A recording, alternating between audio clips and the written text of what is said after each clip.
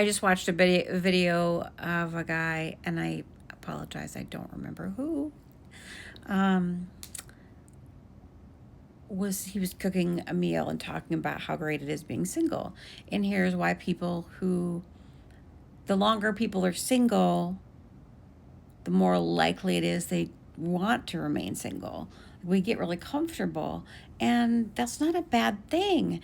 And I'm thinking about that, and I'm like, it's just,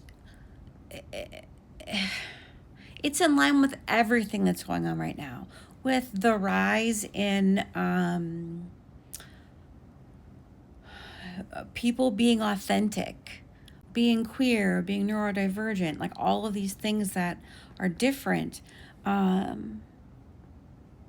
Everybody wants to just get rid of the mask, get rid of the bullshit, stop pretending, and just be ourselves. And this is just another example of that. When I'm alone, I can do whatever the fuck I want whenever I want. I got a 19-year-old, almost 20-year-old here who gives me stink eye sometimes because I lay around and play video games. And that's not going to happen in my house. Like, that's the stuff, like, I will not tolerate any of that stuff anymore from anybody. So to live with someone, you're just opening up more opportunities to have to cater to someone. And there's just something very freeing about being able to be in your own rhythm and in your own weirdness and your own mess, if you want, filth. You do you, boo. Like, not gonna lie, I will go a few days without a shower if I'm not going anywhere and nobody's coming here. Who cares? And then I usually follow up with a really big clean of like my sheets and everything. And it's a lovely, lovely experience because I go from super dirty to like really clean and, shaved legs, the whole bit, right? Yeah, they're just things, they're little things, like little pleasures like that we can find if we stop following all the rules. So being alone, being single, I'm really enjoying being single. I love my alone time. I love it so much. So much. I don't want to hang out with my friends anymore. I love it so much. No, I need way more alone time than I do like socializing. Like it's just, this is just where I'm at right now. And it's okay. It's great. But a lot of people are experiencing this. We're needing more alone time. And I think there's a reason. We need to lean into it. And then we need to think, is it really alone time that I need, or is it just time being my true authentic self? Because when I can be like this, whatever I need to be, and like let my guard down around people, like that's the best. And I've thought back on like past partners or aspects of friends that I enjoy. And it's when I can just be weird. Like there was one guy I didn't date very long. Super cool guy, but clearly not like my soulmate or anything. And it's been so hard to get over it. And I realize it's because I just could be my weird fucking self. And I could let it all go. I could let it all go. And not only was it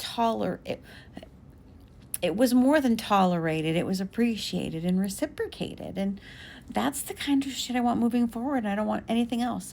I don't want to pretend anything for anybody anymore. And until that happens, I'm going to be right here, being super real with my gato over here. That's Nicola. Everyone needs to spend more time alone. That's what I think. Not just doing your more normal numbing stuff. Be weird on purpose. Do things that you did when you were a kid that brought you joy. Start with playful if you can't be weird right away. But I'm just talking, let your hair down. Do what you want to do. Just be yourself. If these walls could talk, that's all I got to say. That's how you should feel about your house. If these walls could talk,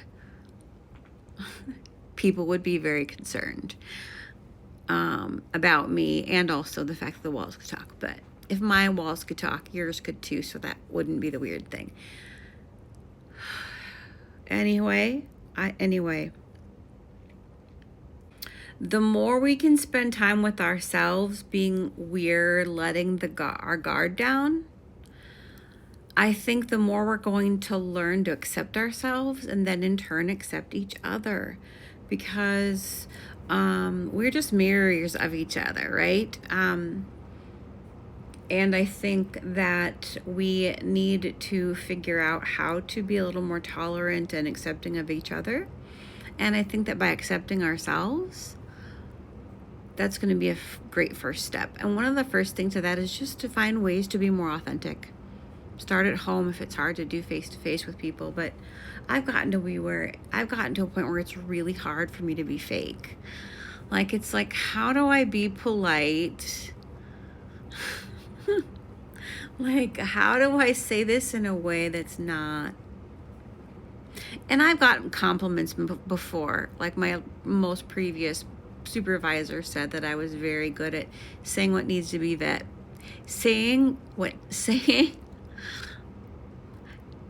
ironically, saying what needs to be said in a way that's kind. So that's cool. I'd like to believe that too, so I'm just going to believe it and not worry.